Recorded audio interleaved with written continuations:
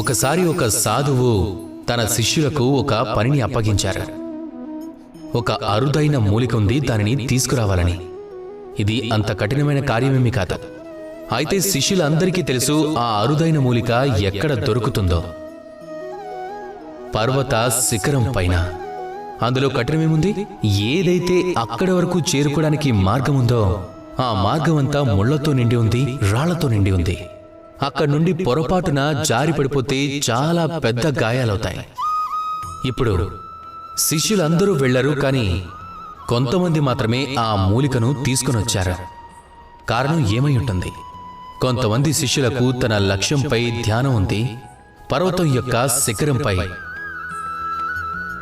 కొంతమంది శిష్యుల ధ్యానం మార్గంలో ఉన్న ప్రమాదాలపైనే ఉంది. కొంతమంది తమ మొత్తం శక్తిని, మొత్తం ధ్యానాన్ని కేవలం లక్ష్యంపైనే పెట్టారు.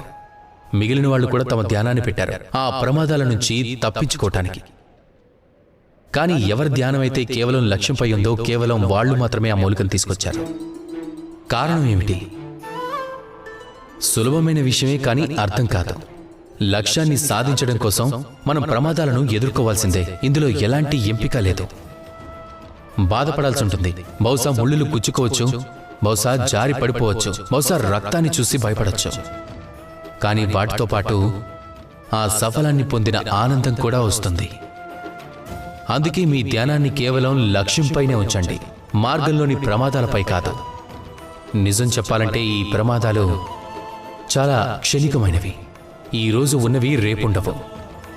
కానీ లక్ష్యాన్ని సాధిస్తే ఆ విజయం చాలా సమయం వరకు మనతో పాటే ఉంటుంది. కాబట్టి లక్ష్యాన్ని సాధించండి. అలాగే నాతో ప్రేమగా చెప్పండి, రాధా కృష్ణ.